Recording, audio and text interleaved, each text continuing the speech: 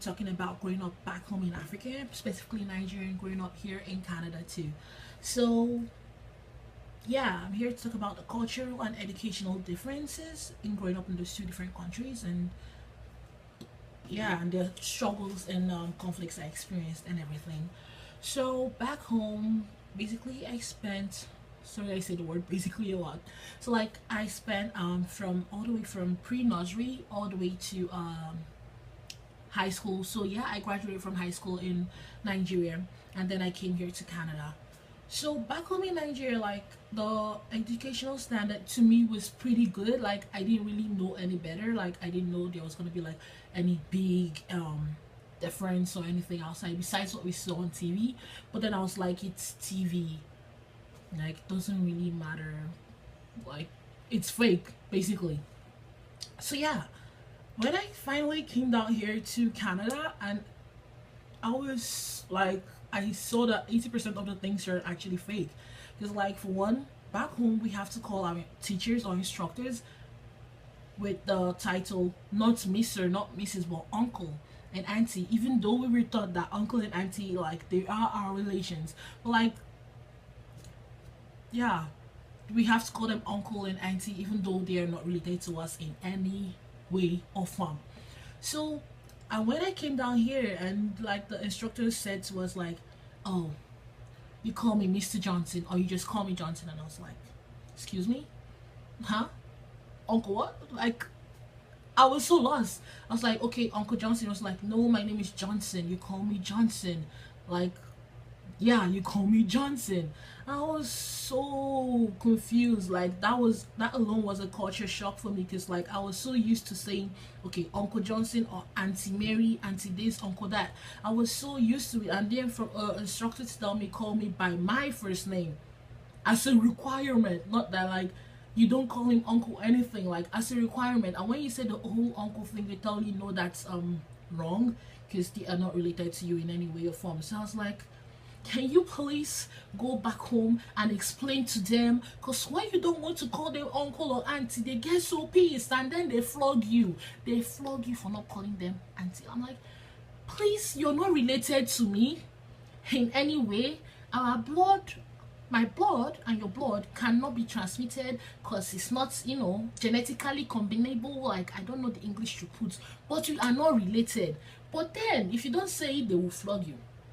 So it was a requirement to call them uncle and auntie, because back home it's seen as a sign of respect. Even though calling you Mr. and Mrs. or Miss is actually more, posh and tush and very, but they don't care. You must add the uncle and auntie for them. So like when I came here, I was just so confused by that alone. And then like the way the classes are arranged was like so different. Like it's so different, because like back home the classes, like your classes are in the same classroom basically. Like, well, here your social studies class has a different room, your physics class has a different room, your chemistry class has a different room, and the labs sometimes are in the same place but are in different places too. But like back home is like all your classes are in the same places, except like the chemistry, biology, and physics. Yeah, we had the physics lab, so those three things were in different places. Like, not the labs were in different places, but the theoretical aspect of them are in the same class. So science, physics, whatever it is in the same class. You don't move around.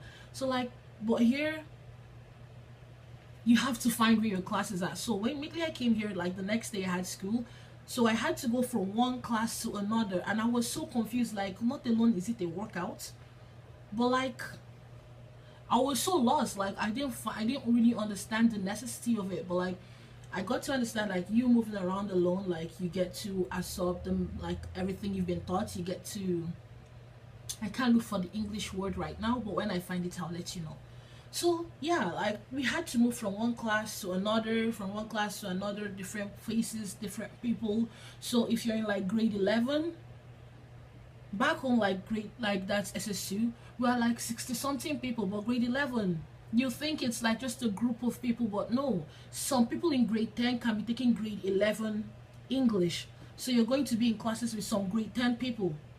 So I don't know if that makes sense. I was just so confused by that, because like I don't know if it was my ego or something, but I was just so used to, like, if you're in SS1, you stay with SS1. If you're in SS2, you stay with SS2. If you're in SS3, you stay in SS3.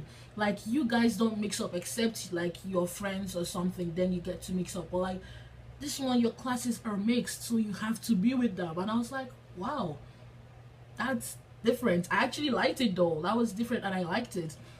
And then like the English, oh my god. These people, when they are talking, oh Jesus. It took me a very long time to get to understand what they were saying, and then they said I talk fast. But sister, me, you are talking some things and I'm not even understanding at all.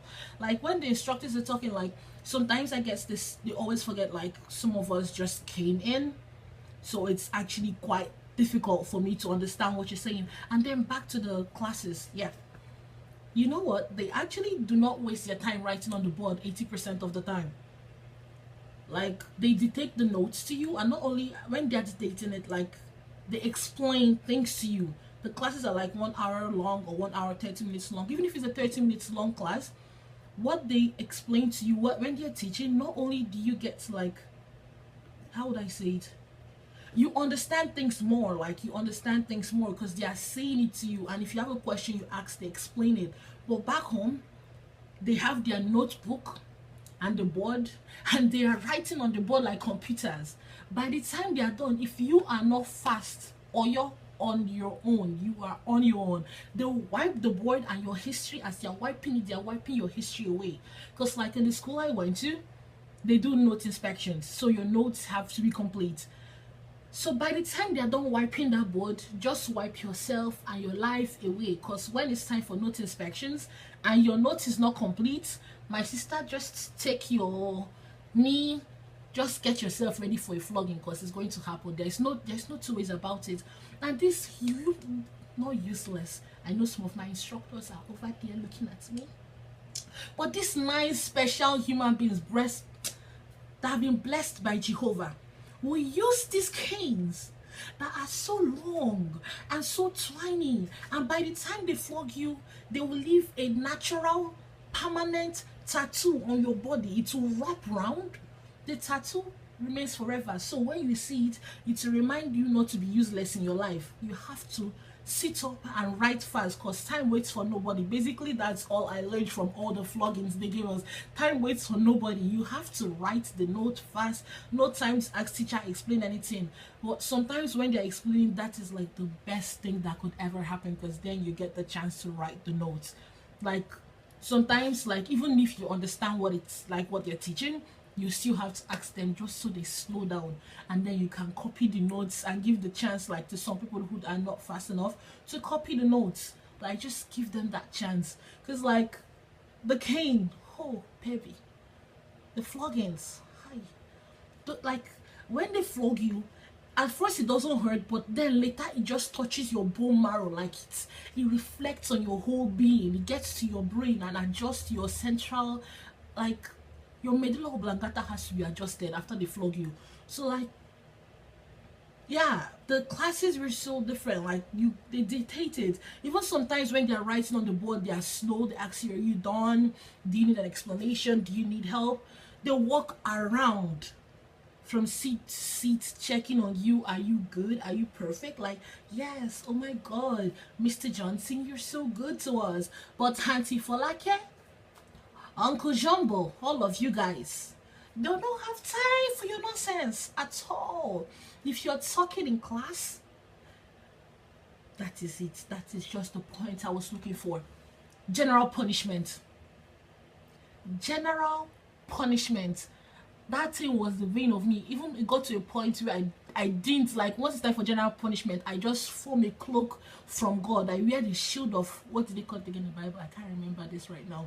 But like, I wear his armor of guidance and everything and disappear. The juju power that comes in me, I just disappear. Because like, I'm not about to receive that general punishment or anybody.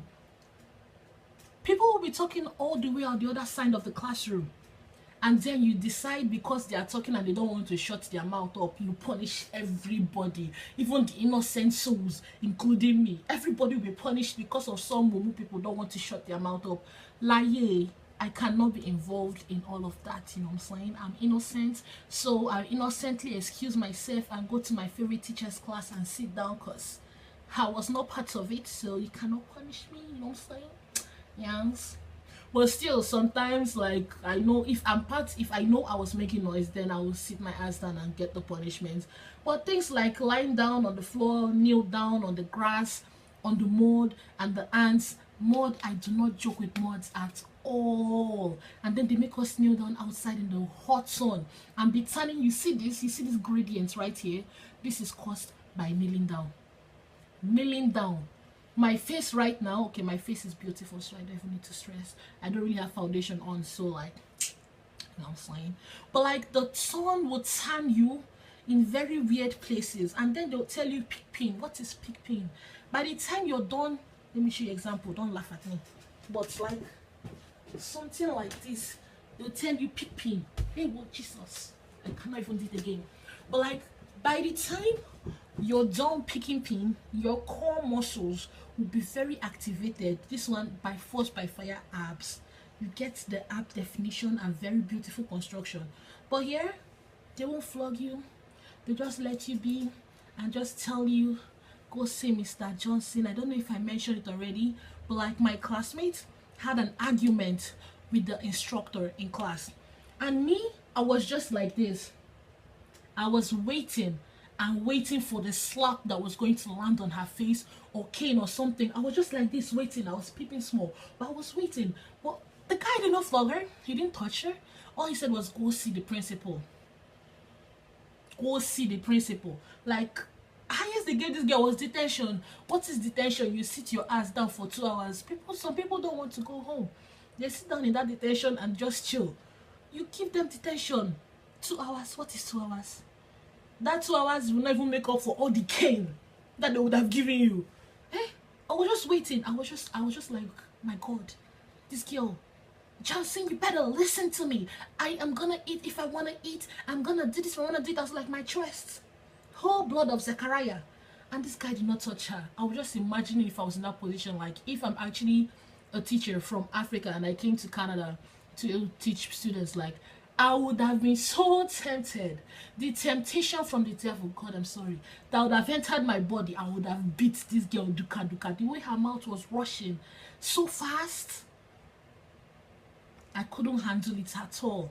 And then some of these girls, because back home we wear uniforms, you have to wear your cortina, spit shine, very nice black, clean cortina with your pressed uniforms, your hair baba cut, and then one earring hole, no nail polish, lip gloss cannot have color, it has to be translucent lip gloss. So like, I got used to that, and I came here and they're like, you don't need to wear school uniforms, you just wear whatever you need to wear, but you have, like, it can't be that short except it's during summer. Then it's like bomb shorts. That was when all their shawonies showed themselves, like all the bad girls, all the baddest babes in the world, they showed themselves during summers, like the bomb shorts, the tank top, the crop tops, everything. And then like, you see other students with the high heels in class, koi koi koi koi, and I was like, if this is in Nigeria, the teachers will not touch you. It's straight from the senior prefects. Your seniors in SS1 will beat you, SS2 will beat you, SS3 will beat you. Then the principal and the teachers will now dilute your system. So like, I was just looking at these girls, like, when they are walking around, makeup, their face was beat. In fact, I said, heaven has nothing on them. Their eyeliner has reached another part of their head. Their lipstick is popping. And then they are in class, and I'm like, it will be distracting me. I can't concentrate on my paper because I'm looking at this girl's face, like, all for class. It can never, and it will never be that serious for a class. You see how I am right now? This eyeliner, eyebrow, lip gloss is just for YouTube. But like, in class, I ain't got time. I wear my sweatpants, I wear my hoodie, and I wear my canvas, and it is okay. I'm in class, shaking now. What am I looking for? Paper again. Trying to make my A's, and I was just looking at these people like, all this makeup for class. Then what to do now if you're going to party? You need to explain yourself, because me, I honestly do not understand at all again.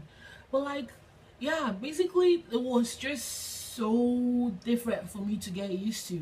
There are other things I didn't mention, but like the video is already 15 minutes long, so I have to go crop it.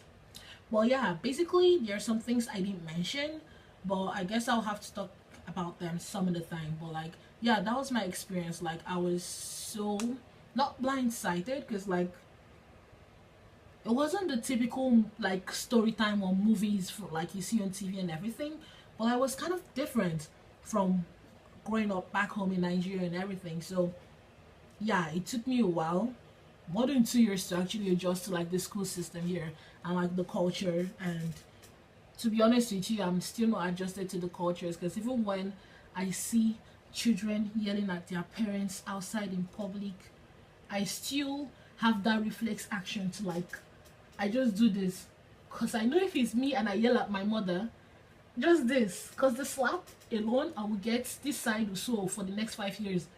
So like, yeah, I'm still getting adjusted to it, but I think I'm doing pretty well. So yeah, I guess I'll see you guys later, and leave the message in the comments or whatever. Tell me what you need us to make a video about, makeup advice, anything actually, just anything PG rated. I have to mention it again, anything PG rated, please just leave your message down in the comments and we'll get back to you. So see you later, bye.